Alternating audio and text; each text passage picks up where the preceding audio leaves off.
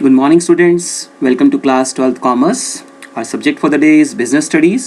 तो previous session में हमने स्टार्ट किया था चैप्टर नंबर 9 फाइनेंशियल मार्केट. तो आज उसका हम सेकेंड सेशन कंटिन्यू करने जा रहे हैं. तो before starting this session first of all we should learn about the different learning outcomes. हम क्या सीखेंगे इस सेशन में हम पहले वो डिस्कस कर लेते हैं. After going through this session student will be able to discuss the concept of capital market. यानी स्टूडेंट क्या जान पाएंगे कि कैपिटल मार्केट क्या होती है, उसके मीनिंग क्या, उसके फीचर्स क्या हैं. At the same time they can easily explain primary market and secondary market as types of capital market. वो ये भी जान पाएंगे कि कैपिटल मार्केट के जो दो डिफरेंट टाइप्स हैं, प्राइमरी एंड सेकेंडरी, उसके बारे में उनको नॉलेज मिल जाएगी. Third one, they can easily differentiate between capital market and money market. वो कैपिटल मार्केट में और मनी मार्केट में डिफरेंशिएशन भी कर पाएंगे. And next one is they can easily discuss the methods of floating new issue in the primary market. वो ये जान पाएंगे कि किस तरीके से प्राइमरी मार्केट में हम न्यू इशू क्रिएट करते हैं, फ्लोट करते हैं, क्या क्या डिफरेंट मेथड्स हैं हमारे पास फ्लोटेशन के. Last one, they can easily distinguish between primary and secondary market. Okay, तो स्टार्ट करते हैं आज के सेशन को. ओके, प्रीवियस सेशन में हमने डिस्कस किया था मनी मार्केट और उसके इंस्ट्रूमेंट. तो आज के सेशन का हमारा पहला टॉपिक क्या है? कैपिटल मार्केट, यानी फाइनेंशियल मार्केट का सेकेंड कैटेगरी कैपिटल मार्केट. हमने डिस्कस किया था कि मनी मार्केट जो होती है वो शॉर्ट टर्म फंड्स में डील करती है, जबकि आज हम बात करेंगे कैपिटल मार्केट की. तो कैपिटल मार्केट क्या, कौन सी मार्केट है? It is a market for medium and long term funds. तो शॉर्ट टर्म मार्केट हम ऑलरेडी डिस्कस कर चुके हैं. तो कैपिटल मार्केट में किस में डील करते हैं? लॉन्ग टर्म में और मीडियम टर्म फंड्स में.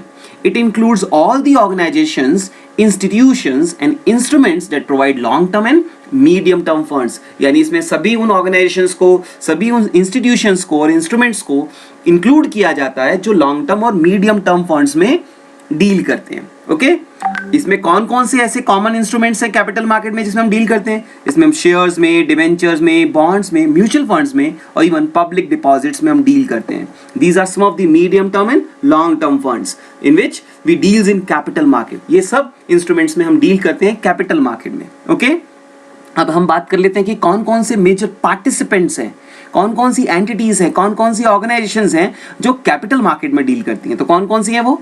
सबसे पहले कॉर्पोरेट एंटिटीज, यानी लार्ज कंपनीज हो सकती हैं. Second one, stock exchanges deal करते हैं इसमें. डेवलपमेंटल बैंक्स इसमें डील करते हैं. कमर्शियल बैंक्स इसमें डील करते हैं. फाइनेंशियल इंस्टीट्यूशंस जैसे LIC हो सकती है, ये इसमें डील करती है. UTI इसमें डील करता है. फॉरेन इन्वेस्टर्स जो होते हैं वो इसमें डील कर सकते हैं. At the same time general public यानी मास पब्लिक भी कैपिटल मार्केट में डील कर सकती है. तो these are some of the major participants in capital market. Okay, तो हमने डिस्कस कर लिया कि कैपिटल मार्केट क्या होती है. तो अब हमारा जो नेक्स्ट टॉपिक है वो कि किस तरीके से मनी मार्केट कैपिटल मार्केट से डिफरेंशिएटेड है, दोनों में डिफरेंस क्या है बेसिकली. तो उसके लिए हम कुछ बेसिस पर इनको डिफरेंशिएट कर लेते हैं. फर्स्ट बेस जो है वो है पार्टिसिपेंट्स, यानी मनी मार्केट में कौन कौन पार्टिसिपेंट्स हैं और कैपिटल मार्केट में कौन कौन पार्टिसिपेंट्स हैं. तो मनी मार्केट की बात करें तो यहाँ पर RBI, banks, commercial bank, financial institutions और फाइनेंस कंपनीज डील करती हैं इसके अंदर. जबकि कैपिटल मार्केट की बात की जाए तो इसमें फाइनेंशियल इंस्टीट्यूशंस भी हैं, सिमिलर टू मनी मार्केट, ऐसे बैंक्स भी इसमें हैं, बट इसमें कॉर्पोरेट एंटिटीज, फॉरेन इन्वेस्टर्स और ऑर्डिनरी रिटेल इन्वेस्टर्स जो हैं यानी पब्लिक भी इसमें डील कर सकती है. ओके, तो दीज आर दी पार्टिसिपेंट्स. अब हम सेकेंड बेस की बात करें कि इंस्ट्रूमेंट कौन कौन से होते हैं. तो मनी मार्केट की बात करें तो मनी मार्केट में इंस्ट्रूमेंट कौन कौन से थे? T bills, trade bills, commercial papers, certificate of deposits and call money. ये ऐसे इंस्ट्रूमेंट्स हैं जिसमें हम मनी मार्केट में डील करते हैं. और ये सारे किस तरह के इंस्ट्रूमेंट्स हैं? शॉर्ट टर्म फंड्स हैं ये सारे. ओके, जबकि हम कैपिटल मार्केट की बात करें तो कैपिटल मार्केट में हम इक्विटी शेयर्स में, डिवेंचर्स में, बॉन्ड्स में और प्रेफरेंस शेयर्स में डील करते हैं. इवन इसमें हम पब्लिक डिपॉजिट्स में भी डील करते हैं. ओके, तो हमारा जो थर्ड बेस है डिफरेंशिएशन का वो है इन्वेस्टमेंट आउटले, यानी खर्चा ज्यादा किस में होता है, किस में हमारी इन्वेस्टमेंट ज्यादा होती है. तो हम बात करें मनी मार्केट की तो मनी मार्केट दिखने में तो लगती है कि शॉर्ट टर्म है, बट एक्सपेंस के पॉइंट ऑफ व्यू से सोचें, इन्वेस्टमेंट पॉइंट ऑफ व्यू से सोचें तो इसके अंदर जो सिक्योरिटीज होती हैं वो काफी एक्सपेंसिव होती हैं, काफी महंगी होती हैं. इसलिए हम बोल सकते हैं कि money market is quite expensive. So need huge investment, इसलिए इसमें इन्वेस्टमेंट करने के लिए आपको काफी फंड्स की जरूरत पड़ती है. एट द सेम टाइम यदि हम कैपिटल मार्केट की बात करें तो यहाँ पर जो इन्वेस्टमेंट होती है वो काफी लोअर होती है, काफी कम पैसों में हम इन्वेस्ट कर सकते हैं. यहाँ तक कि 10 रुपए से लेके 20, 50, 100 500, 1000, यानी इस तरीके के अमाउंट्स में हम इन्वेस्टमेंट कर सकते हैं। यानी मिनिमम अमाउंट इन्वेस्टमेंट का जो है इसमें वो 10 रुपए से स्टार्ट होके 1000 रुपए तक जा सकता है, ओके, या उससे भी ज्यादा हो सकता है। Depends upon the investment criteria of the company. Okay, तो इसका मतलब हमने डिस्कस कर लिया कि इन्वेस्टमेंट पॉइंट ऑफ व्यू से कौन सा ज्यादा एक्सपेंसिव है। Money market is quite expensive, क्योंकि इसमें ज्यादा अमाउंट की सिक्योरिटीज होती हैं, इसलिए हमें ज्यादा इन्वेस्टमेंट करनी पड़ती है। वेयर कैपिटल मार्केट में जो सिक्योरिटीज का अमाउंट होता है काफी लो होता है, तो इसलिए आप छोटा अमाउंट भी इसमें इन्वेस्ट कर सकते हैं। इसका मतलब ज्यादा इन्वेस्टमेंट की जरूरत इसमें नहीं पड़ती है। मिनिमम 10 रुपीज से भी आप इसमें इन्वेस्टमेंट कर सकते हैं। अब हम बात करते हैं नेक्स्ट बेसिस की, जिसपे हम डिफरेंशिएट करेंगे, जो कि है लिक्विडिटी। ज्यादा लिक्विडिटी किसमें है? हम बात करें मनी मार्केट की, तो ये हाई डिग्री ऑफ लिक्विडिटी है इसमें, यानी काफी कम समय में आप इसको लिक्विडेट कर सकते हैं, यानी कन्वर्ट किया जा सकता है लिक्विड फॉर्म में। वेयरएज कैपिटल मार्केट की बात करें तो ये लेस लिक्विड है as compare to money market. यहां तक कि इसमें भी कन्वर्जन पॉसिबल है, कोई प्रॉब्लम नहीं है, आप स्टॉक मार्केट में जाके इसको इजिली सोल्ड आउट कर सकते हो। बट हम डिग्री की बात करें तो money market is quite higher degree of liquidity, जबकि हम बात करें कैपिटल मार्केट की तो ये लेस लिक्विड है। ओके, अब हम बात करते हैं सेफ्टी पॉइंट ऑफ व्यू से कि कौन सी ज्यादा सेफ है। तो हम यदि मनी मार्केट इंस्ट्रूमेंट्स की बात करें तो comparatively more safer due to the shorter duration of investing, क्योंकि इसमें कम समय के लिए पैसे इन्वेस्ट करने होते हैं, और साथ साथ इसमें जो इशूअर कंपनी होती है, जो ये सिक्योरिटीज इशू कर रही होती है, वो काफी साउंड होती है फाइनेंस वाइज। इसका मतलब यहाँ पर जो इन्वेस्टमेंट होती है वो काफी सेफ होती है as compare to capital market. तो कैपिटल मार्केट में होता क्या है? कैपिटल मार्केट में पता है क्योंकि ड्यूरेशन जो होती है मीडियम टर्म या लॉन्ग टर्म के लिए होती है, इसलिए यहाँ पर थोड़ा रिस्कियर होता है इन्वेस्ट करना। तो यदि सेफ्टी पॉइंट ऑफ व्यू से पूछा जाए तो money market is much safer than capital market. Okay, तो these are some of the differences between money market and capital market. Okay, तो इसका मतलब हमने क्या क्या डिस्कस कर लिया अभी तक? हम बात कर रहे थे फाइनेंशियल मार्केट की, जिसको हमने दो कैटेगरी में डिवाइड किया था, capital market and money market. Money market already हम पिछले सेशन में डिस्कस कर चुके हैं, जो बताया था मैंने, शॉर्ट टर्म फंड्स के लिए होती है, जो बेसिकली आरबीआई की सिक्योरिटीज होती हैं। जबकि कैपिटल मार्केट जो होती है उसको कौन गवर्न करता है? सेबी करता है, और ये लॉन्ग टर्म और मीडियम टर्म में डील करते हैं। कैपिटल मार्केट को हम फर्दर दो कैटेगरी में डिवाइड कर सकते हैं, primary market and secondary market. तो हम अब स्टार्ट करते हैं अगला टॉपिक अपना, जो कि क्या है? Primary market.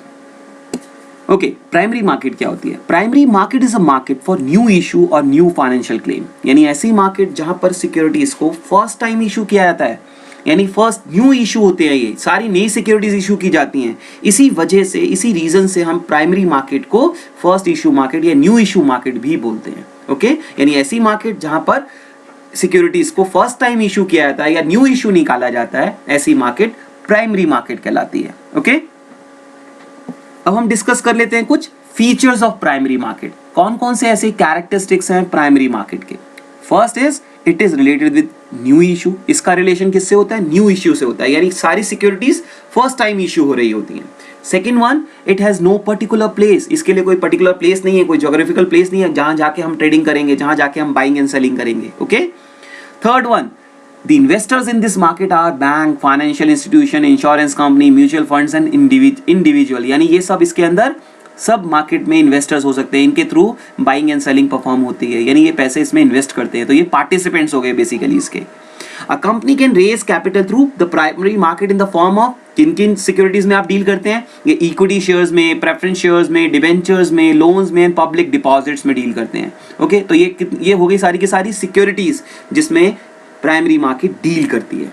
Okay, next feature is fund raised may be for setting up new projects, expansion, diversification, modernisation of existing projects, mergers and take overs. जो बेसिक पर्पस होता है प्राइमरी मार्केट का, जो फंड रेज करने का, वो किन किन कामों के लिए होता है? यदि आप कंपनी को नया प्रोजेक्ट लॉन्च करना है तो उसके लिए फंड्स की जरूरत पड़ती है, एक्सपेंशन करने के लिए उन्हें फंड्स की जरूरत पड़ती है, कोई डाइवर्सिफिकेशन कर रहे हैं, कोई मॉडर्नाइजेशन कर रहे हैं अपने एग्जिस्टिंग प्रोजेक्ट्स के अंदर, या किसी कंपनी के साथ मर्जिंग हो रही है उनकी, या किसी कंपनी को वो टेक ओवर कर रहे हैं, तो इन सभी सर्कमस्टांसेस में उन्हें ह्यूज अमाउंट ऑफ फंड्स की रिक्वायरमेंट होती है, और वो जो रिक्वायरमेंट होती है उसको फुलफिल करने के लिए एक इंपॉर्टेंट सोर्स है हमारे पास, प्राइमरी मार्केट। इस मार्केट के थ्रू वो नए फंड्स रेज कर सकते हैं, फाइनेंस रेज कर सकते हैं, और अपनी इन फाइनेंशियल रिक्वायरमेंट्स को जो इन पर्पसेस से अराइज हो सकती हैं उसको फुलफिल कर सकते हैं। ओके, नेक्स्ट फीचर जो है इसकी, it has various methods of floating capital, यानी प्राइमरी मार्केट में फंड रेज करने के लिए there are so many different methods, बहुत सारे तरीके हैं हमारे पास फंड रेज करने के।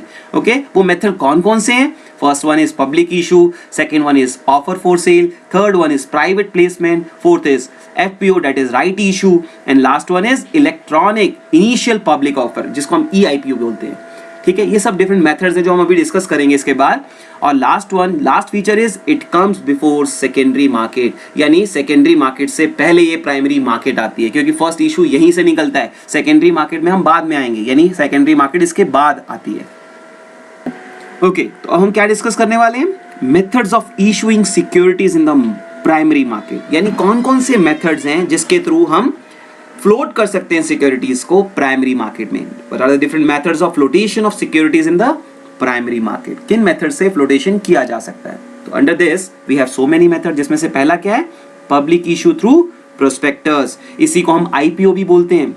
इस मेथड के थ्रू हम करते क्या है? इस मेथड के थ्रू हम जनरल पब्लिक को इन्वाइट करते हैं, कैसे? प्रोस्पेक्टस इशू करके। आप सबको आइडिया होगा प्रोस्पेक्टस क्या होता है, एक ऐसा डॉक्यूमेंट जिसमें कंपनी से रिलेटेड सारी इंफॉर्मेशन होती है, जिसमें हम कंपनी की सारी इंफॉर्मेशन प्रोवाइड करते हैं कि कंपनी के प्रोजेक्ट्स क्या क्या हैं, कितने अमाउंट की सिक्योरिटीज इशू करने वाली है, उसका इनिशियल ऑफर क्या है, ये सब बातों का ध्यान रखते हैं। ओके, तो इसका मतलब फर्स्ट मेथड में जो कि पब्लिक इशू थ्रू प्रोस्पेक्टस है, प्रोस्पेक्टस के थ्रू क्या करती है कंपनी? इनवाइट करती है जनरल पब्लिक को, उसमें सारी इंफॉर्मेशन पास ऑन कर देती है, सब बातें बता देती है, कितनी की सिक्योरिटी है, किस तरीके का प्रोसीजर रहेगा, वो सारी इंफॉर्मेशन डिक्लेयर करने के बाद वो पब्लिक एट लार्ज इन्विटेशन पास करती है। इसका मतलब जब भी प्रोस्पेक्टस के थ्रू कंपनी इशू करती है अपने शेयर्स या इनवाइट करती है अपने एप्लीकेशंस को, तो उसके लिए उन्हें कुछ इंटरमीडिएटरीज की भी जरूरत पड़ती है। वो कौन कौन हो सकते हैं? वो बैंकर्स हो सकता है, वो ब्रोकर्स होते हैं और वो अंडरराइटर्स होते हैं, जिनकी हेल्प से ये सारा प्रोसेस कंप्लीट होता है। तो ये एक इंपॉर्टेंट मेथड है कंपनी के लिए, किसके लिए? फ्लोट करने के लिए अपनी न्यू इशू को मार्केट में। इस मेथड को हम बोलते हैं क्या है? Public issue through prospectus. Okay, IPO के नाम से भी हम इसे जानते हैं। अब मैं नेक्स्ट मेथड की तरफ मूव कर रहा हूं। Okay, second method is offer for sale, इसको हम OFS भी बोलते हैं शॉर्टकट में। इसमें क्या होता है? सिक्योरिटीज को इसमें ऑफर किया जाता है पब्लिक को, but not directly, through some intermediary, यानी कुछ मिडलमैन को बीच में रखा जाता है। तो कंपनी क्या करती है? बेसिकली अपनी सिक्योरिटीज को डायरेक्टली पब्लिक को बेचने के बजाय वो पहले बीच में कुछ इंटरमीडिएट्स को इन्वॉल्व कर लेती है, जिनको वो कुछ लेस प्राइस पर अपनी सिक्योरिटीज ऑफर करती है, या हम बोल सकते हैं फेस वैल्यू पर सिक्योरिटीज ऑफर करती है, और बाद में वही इंटरमीडिएटरीज सीधा डायरेक्टली बाद में पब्लिक को हायर प्राइस पर वो अपनी सिक्योरिटीज, वही कंपनी की सिक्योरिटीज को ऑफर करते हैं, और वो बीच का जो डिफरेंस होता है वो प्रॉफिट वो अर्न कर लेते हैं। तो कंपनी करती क्या है इसमें? इसका मतलब किसको ऑफर करती है? मिडिलमैन्स को, इंटरमीडिएट्स को ऑफर कर देती है लेस प्राइस पर, और फिर बाद में वो पब्लिक को एट लार्ज बाद में फाइनली हायर प्राइस पर पब्लिक को वो ऑफर करते हैं मिडलमैन्स। तो इसका मतलब यहाँ पर कंपनी का क्या सेव हो जाता है? कंपनी उन सभी प्रोसेस से बच जाती है जो कंपनी को एक नॉर्मल IPO के अंदर लेने पड़ते हैं, प्रोसीजर को फॉलो करना पड़ता है, वो सभी कॉम्प्लेक्सिटी से बच जाती है। तो उससे बचने के लिए एक बहुत इंपॉर्टेंट मेथड है, उससे उनका खर्चा भी कम होता है, कॉस्ट भी सेव हो जाती है। At the same time they are able to raise funds, इसके थ्रू वो फंड भी इजिली रेज कर पाते हैं। तो ये भी एक बहुत इंपॉर्टेंट मेथड है। इस मेथड को हम क्या बोलते हैं? ऑफर फॉर सेल या OFS। तो इसमें होगा क्या? इसका मतलब कंपनी पहले किसको बेचने वाली है? इंटरमीडिएटरीज को, और उसके बाद वो किसको सोल्ड आउट करेंगे? पब्लिक को। इसका मतलब उनको लेस प्राइस पर शेयर मिलने वाले, और फाइनली वो पब्लिक को हायर प्राइस पर बेचेंगे, और वो बीच का डिफरेंस प्रॉफिट अर्न कर लेते हैं। ओके, तो मेन पर्पस क्या था इस तरीके से सेलिंग करने का? कि जो बीच का डिफरेंस, जो कॉम्प्लेक्स स्ट्रक्चर है हमारा प्रोसेस का, जिसमें काफी सारी आपको फॉर्मेलिटीज पूरी करनी पड़ती हैं, कंपनी उससे बच जाती है और डायरेक्टली वो फंड रेस करने में कैपेबल हो पाती है। ओके, जो हमारा थर्ड मेथड है जो फ्लोटेशन का, वो है प्राइवेट प्लेसमेंट।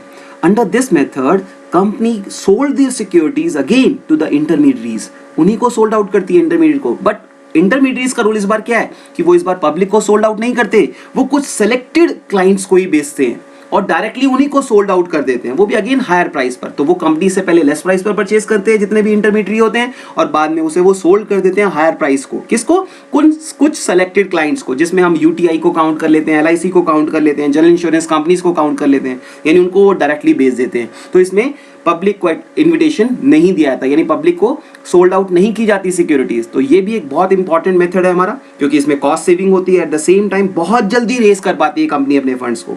ठीक है, इसको हम किस नाम से बुलाते हैं? Private placement.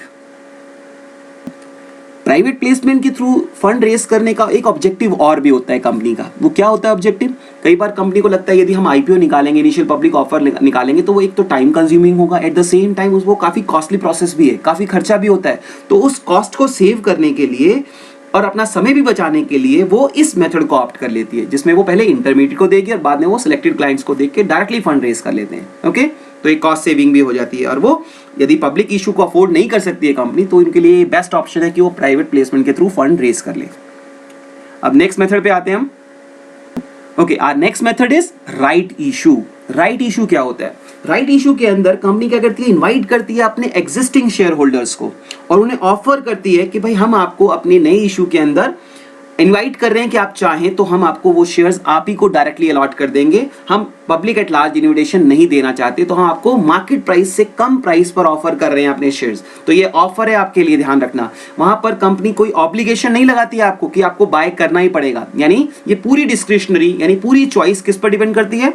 आपके एग्जिस्टिंग शेयर होल्डर्स पे। वो चाहे तो अपने इस राइट को वो क्या बोलते हैं, एक्सरसाइज कर सकते हैं, अदरवाइज वो चाहे तो वो छोड़ भी सकते हैं। कोई ऑब्लिगेशन, कोई कंपल्शन नहीं है उनके लिए परचेज करने की, बट उनको इनमें बेनिफिट मिलता है। क्या बेनिफिट है? क्योंकि उनको कम प्राइस पर, मार्केट प्राइस में जो चल रहा है, मार्केट में जो प्राइस चल रहा होगा शेयर्स का, उससे कम प्राइस पर कंपनी उन्हें शेयर ऑफर करती है। और वो किस तरीके से ऑफर करती है? एग्जिस्टिंग शेयर होल्डर को ऑफर करती है, वो भी उनके एग्जिस्टिंग होल्डिंग्स के ऊपर। यानी कंपनी के जितने एग्जिस्टिंग शेयर होल्डर्स हैं, उनके पास जितने शेयर्स हैं उसी के प्रोपोर्शन में उन्हें नए एडिशनल शेयर्स ऑफर किए जाते हैं। तो पर्पस क्या है कि अपने ही शेयर होल्डर्स को पहले ऑफर दी जाए, जिससे उनका बेनिफिट उसी को मिले। इससे क्या होने वाला फायदा? एक तो फंड जल्दी रेज हो जाएगा और उन्हें पूरे के बीच का जो पूरा प्रोसेस होता है उससे वो बच जाएंगे, जो कि कॉस्टली अफेयर है। वो खर्चा भी कम हो जाएगा, टाइम कंजम्पशन भी कम होगी, और इससे उनके मोटिवेशन भी मिलेगा उनके एग्जिस्टिंग शेयर होल्डर को कि भाई उनको हाँ इंपॉर्टेंस दी जा रही है कंपनी के एडिशनल न्यू शेयर्स में, क्योंकि उनको पहले इंपॉर्टेंस दी गई है, उनको पहले चॉइस दी गई है शेयर खरीदने के लिए। ओके, तो ये क्या, इस मेथड को हम किस नाम से बुलाते हैं? Right issue.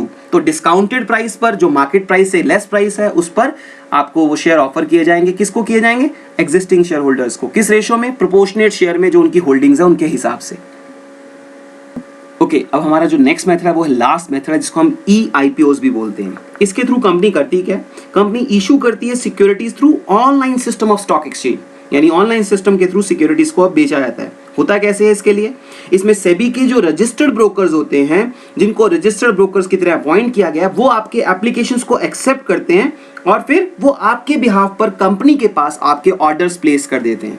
ओके, तो इसका मतलब क्या हो गया? यानी जो सेबी रजिस्टर्ड ब्रोकर्स हैं, आप उन्हें अप्लाई करेंगे उनके पास जाके, और वो आपके बिहाफ पर कंपनी में आपके ऑर्डर प्लेस कर देंगे। Eight the same time issuing company जो होती है, उन्हें भी अपना एक रजिस्ट्रार अपॉइंट करना होता है। किस लिए? टू इशू इलेक्ट्रॉनिक कनेक्टिविटी, जिसके पास इलेक्ट्रॉनिक कनेक्टिविटी भी हो। किसके साथ? एक्सचेंज के साथ, जो इलेक्ट्रॉनिकली कनेक्टेड हो एक्सचेंज, स्टॉक एक्सचेंज के साथ, जहां पर आपके शेयर्स लिस्ट हो रखे हैं, वो आपको इशू करेगा शेयर्स इलेक्ट्रॉनिक फॉर्म में। ओके, तो इसका मतलब क्लैरिटी क्या है इसमें? कि आप स्टॉक ब्रोकर को अप्रोच करेंगे, उनके पास अप्लाई करेंगे, आपके बिहाफ पर वो ऑर्डर प्लेस करेगा कंपनी के पास, और कंपनी का अपना एक रजिस्ट्रार होगा जो इलेक्ट्रॉनिकली कनेक्ट होगा स्टॉक एक्सचेंज के साथ, जहां पर आपके शेयर्स लिस्ट हो रखे हैं कंपनी के, और फिर आपके उस इशू के बेसिस पर आपको शेयर्स अलॉट किए जाएंगे। ठीक है, इस ऑनलाइन मीडियम को ही हम बोलते हैं EIPO। क्या बोलते हैं इसमें हम? EIPO। इसके लिए एक और कंडीशन भी है कि इशूइंग कंपनी को अपने शेयर्स को एक स्टॉक एक्सचेंज के अंदर लिस्ट करना कंपल्शन होता है। वो कर सकते हैं, वहां पर एक कंपल्शन करना पड़ता है। किस में करना पड़ता है लिस्टिंग?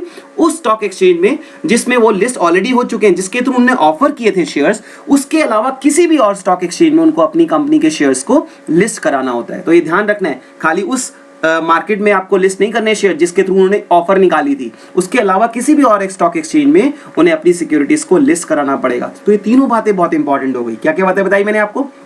सबसे पहले ब्रोकर्स के थ्रू आप एप्लीकेशंस भेजेंगे, ब्रोकर आपके बेसिस पर ऑर्डर प्लेस करेगा कंपनी के पास, फिर कंपनी का अपना एक रजिस्ट्रार होगा जो इलेक्ट्रॉनिकली कनेक्ट होगा, फिर आपको वो उसके बेसिस पर, आप लेके एप्लीकेशंस के बेसिस पर, आपके ऑर्डर प्लेसमेंट के बेसिस पर आपको शेयर अलॉट कर दिए जाएंगे। इसके अलावा आपको कंपनी को अपने शेयर्स को लिस्ट करना होता है उस स्टॉक एक्सचेंज में जिसके थ्रू वो, जिसमें उन्होंने ऑलरेडी रजिस्टर्ड किया हुआ, उसके अलावा जिससे उन्होंने ऑफर निकाली हुई, उसके अलावा किसी भी और स्टॉक एक्सचेंज में अपने शेयर्स को लिस्ट कर सकते हैं। Okay, these are some of the requisites under EIPO। तो इसका मतलब हमने 5 के 5 मेथड डिस्कस कर लिए। क्या क्या मेथड्स थे वो?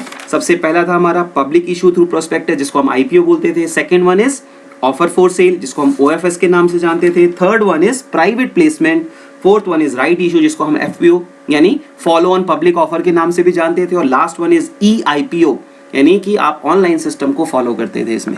ओके, अब नेक्स्ट टॉपिक की तरफ स्किप करते हैं। हमने प्राइमरी मार्केट को डिस्कस कर लिया, अब बात करते हैं हम सेकेंडरी मार्केट की। सेकेंडरी मार्केट क्या होती है? सेकेंडरी मार्केट भी किसकी कैटेगरी में आती है? ये भी कैपिटल मार्केट की है, सेकेंड ऑप्शन है। सेकेंड मीन्स उसी के अंडर में आती है कैपिटल मार्केट में। तो सेकेंडरी मार्केट होती क्या है? Secondary market is also known as stock market. इसको हम स्टॉक मार्केट या स्टॉक एक्सचेंज के नाम से जानते हैं। इस मार्केट में हम क्या करते हैं? Purchase and sale of existing securities, यानी इसमें उन्हीं सिक्योरिटीज में डील किया जाता है जो ऑलरेडी पहले से ही चल रही हैं, इसीलिए इसको हम सेकेंड हैंड मार्केट भी बोलते हैं। यानी ऑलरेडी जो सिक्योरिटीज मार्केट में चल रही हैं, प्रिवेलिंग हैं, उन्हीं को यहाँ पर बाय और सेल किया जाता है। It helps existing investor to disinvest and fresh investors to enter the market. इसमें हम क्या कर सकते हैं? यदि कोई ऐसा इन्वेस्टर है जिसने पहले से ही मार्केट में इन्वेस्ट किया है, वो चाहे तो डिसइन्वेस्ट कर सकता है, यानी अपनी सिक्योरिटीज को आके बेच सकता है। एट द सेम टाइम वो इन्वेस्टर्स भी यहाँ पर होते हैं जो फ्रेश इन्वेस्टमेंट करना चाहते हैं, अपनी इन्वेस्टमेंट करना चाहते हैं कंपनी के अंदर, वो भी यहाँ जाके मार्केट से सिक्योरिटीज को बाय कर सकते हैं। It also provides liquidity. इस मार्केट में लिक्विडिटी भी मिलती है क्योंकि आप जब मर्जी चाहें अपनी सिक्योरिटीज को बाय और सेल कर सकते हैं। आपको पैसे की जरूरत है तो आप उसी समय उसको बेच सकते हैं, जो प्रिवेलिंग मार्केट प्राइस चल रहा होगा आप उस प्राइस पर उसे बेच के लिक्विडेट कर सकते हैं अपनी सिक्योरिटीज को। ओके, और एक और इम्पॉर्टेंट पॉइंट है इसमें, वो क्या है? It also contributes to economic growth. इससे हमारी इकोनॉमी की ग्रोथ भी होती है क्योंकि इस मार्केट के थ्रू सारे फंड्स चैनलाइज होते हैं और उसको इस मोस्ट प्रोडक्टिव इन्वेस्टमेंट प्रपोजल में, एवेन्यूज में इन्वेस्ट किया जाता है। ओके, तो इसका मतलब यहाँ पर चैनलाइजेशन भी होता है आपके सभी फंड्स का, आपकी सेविंग्स का। तो कहीं ना कहीं इससे किसको ग्रोथ मिलती है? इकोनॉमी की ग्रोथ होती है। It also contributes to economic growth. तो हम बात कर लेते हैं अब नेक्स्ट टॉपिक की, जो कि क्या है? Features of secondary market. जो अभी हमने डिस्कस किया उसके बेसिस पर हमारे पास कुछ फीचर्स निकल आएंगे। वो क्या क्या फीचर्स हैं? First feature is it creates liquidity. इसमें लिक्विडिटी मेंटेन होती है, लिक्विडिटी क्रिएट होती है। जब मर्जी चाहे अपनी इन्वेस्टमेंट को जाके मार्केट में सोल्ड आउट करके उसे लिक्विडेट कर सकते हैं। Second one, it comes after primary market. Secondary market कब आती है? प्राइमरी मार्केट के बाद। यदि प्राइमरी मार्केट नहीं होगी तो सेकेंडरी कैसे हो सकती है? क्योंकि सेकेंडरी में ही तो हम डील करते हैं उस सिक्योरिटीज में जो ऑलरेडी इशू हो चुकी हैं। तो ऑलरेडी इशू कहाँ पे हुई थी? प्राइमरी मार्केट में। तो ये कब आती है? It comes after primary market. Number third, it has a particular place. इसके लिए प्लेस है, स्टॉक एक्सचेंजेस हैं जहां पर जाके आप ट्रांजैक्शंस को परफॉर्म करते हैं।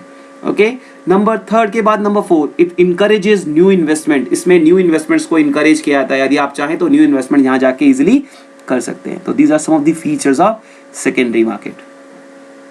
ओके, तो हमने अब डिस्कस कर लिया कि प्राइमरी मार्केट क्या होती है, सेकेंडरी मार्केट क्या होती है। अब क्या बच गया? हम दोनों में डिफरेंशिएशन कर लेते हैं। अब how they are different from each other. Primary market और सेकेंडरी मार्केट में बेसिकली डिफरेंस है क्या?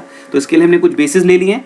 तो फर्स्ट बेस इज सिक्योरिटीज, कि प्राइमरी मार्केट में कौन सी सिक्योरिटीज होती हैं? Only new securities are traded, fresh issue निकलता है इसमें। जबकि सेकेंडरी मार्केट में एग्जिस्टिंग सिक्योरिटीज में डील किया जाता है, यानी कि सेकेंड हैंड सिक्योरिटी जो पहले से इशू हो चुकी है उन्हीं को डील किया जाता है, उन्हीं को बाय और सेल किया जाता है। जबकि प्राइमरी में only fresh issue, new securities को केवल ट्रेड किया जाता है। सेकेंड डिफरेंस जो है वो है price of securities. Prices of securities are determined by the management of the company, क्योंकि फर्स्ट टाइम इशू निकल रहा है, कंपनी फर्स्ट टाइम अपनी सिक्योरिटीज को बेच रही है फंड रेज करने के लिए। तो डिसाइडर कौन होता है प्राइसेस का? उसका कौन डिसाइड करता है सिक्योरिटी का प्राइस कौन होगा, क्या होगा? वो कौन डिसाइड करेगा? Management of the company.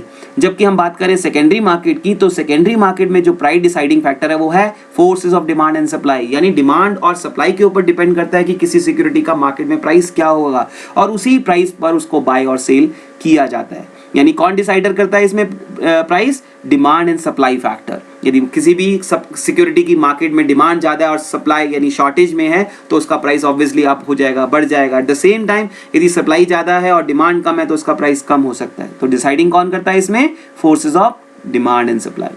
And third difference है purchase and sale. Securities are sold to investors directly by the company और थ्रू इंटरमीडियरीज। यानी हम प्राइमरी मार्केट में या तो सीधा इन्वेस्टर्स को बेचते हैं या इंटरमीडियरीज को बेचते हैं। जबकि सेकेंडरी मार्केट में investors exchange ownership of securities. Investor exchange ownership of securities. आप डायरेक्टली इन्वेस्टर्स परचेज करता है उसका, बीच में इंटरमीडिएट का कोई रोल नहीं होता, आप डायरेक्टली वहां जाके परचेज कर सकते हैं। ओके, नंबर फोर्थ जो डिफरेंस है वो है there is no fix geographical place. कोई लोकेशन नहीं है फिक्स कि वहां जाके आप प्राइमरी मार्केट से खरीदेंगे। जबकि सेकेंडरी मार्केट के लिए स्पेसिफाइड प्लेसेस हैं, बड़े सारे स्टॉक एक्सचेंजेस हैं जहां पर जाके आप बाय और सेल कर सकते हैं अपनी सिक्योरिटीज को। अब लास्ट डिफरेंस लेते हैं हम medium, only buying of securities taken place, केवल प्राइमरी मार्केट में सिक्योरिटीज को खरीदा जाता है क्योंकि कंपनी फर्स्ट टाइम इशू यानी बेच रही है, तो कंपनी बेच रही है तो वो एक सेलर हो गई। तो आप यदि इन्वेस्ट करना चाहते हैं उन सिक्योरिटीज में तो आपको खरीदना पड़ेगा, यानी आप एक बायर का रोल प्ले कर रहे हैं ओनली। तो only buying of securities can take place, केवल बाइंग ही हो सकती है। जबकि हम सेकेंडरी मार्केट की बात करें तो वहां बाइंग के साथ साथ सेलिंग भी हो सकती है, आप बाय भी कर सकते हैं और सेलिंग भी कर सकते हैं सिक्योरिटीज की। तो दोनों ही फंक्शन परफॉर्म होते हैं, buying and selling both. Okay, जो हमारा नेक्स्ट टॉपिक है वो है अब स्टॉक एक्सचेंज, यानी कि सेकेंडरी मार्केट के बारे में हम डिटेल में पढ़ने वाले हैं। अब स्टॉक एक्सचेंज होता क्या है? Stock exchange in an institution which provides a platform for buying and selling of existing securities। एक ऐसी institution, एक ऐसा platform जहां पर existing securities को buy और sell दोनों किया जाता है। Okay?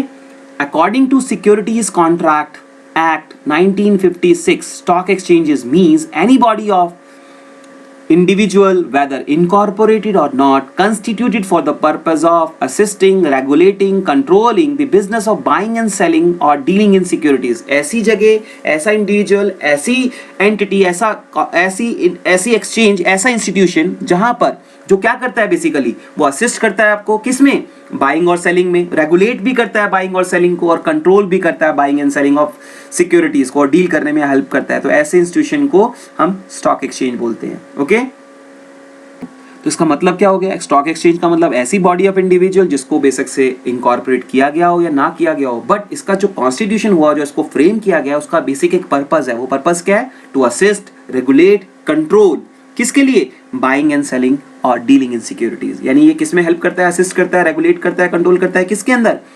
डील करने में, किसमें? Buying and selling of securities. Okay, तो इसको हम स्टॉक एक्सचेंज बोल सकते हैं। कुछ और इंपॉर्टेंट पॉइंट्स हैं जो स्टॉक एक्सचेंज से रिलेटेड हैं, वो डिस्कस कर लेते हैं। The first stock exchange in India was set up in 1875। जो पहला स्टॉक एक्सचेंज था वो कब सेटअप हुआ था? 1875 में, ईयर्स बैक, बहुत साल पहले की बात है ये। As the native shares and stock brokers association in Bombay, Bombay के अंदर। Today it is known as Bombay stock exchange, को आज BSE के नाम से हम जानते हैं।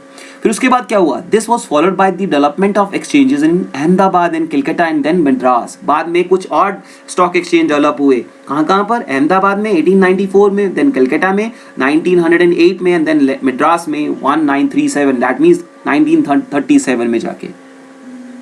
ओके, यानी कि इसका मतलब डेवलपमेंट जो हुआ एक्सचेंजेस का, तो सबसे पहले अहमदाबाद 1894 में इस्टेब्लिश हुआ, देन कलकत्ता में स्टॉक एक्सचेंज आया 1908 में, देन मद्रास में 1937 में। फिर हम बात करते हैं 1990 से पहले जो क्या क्या था। 1990 से पहले इंडियन जो सेकेंडरी मार्केट थी, जिसको बेसिकली हेड कौन कर रहे थे? Regional stock exchange with BSE, यानी बॉम्बे स्टॉक एक्सचेंज उसको हेड कर रहा था उस लिस्ट को, यानी हर जगह रीजनल स्टॉक एक्सचेंजेस से, और टॉप पर किसको रखा गया था?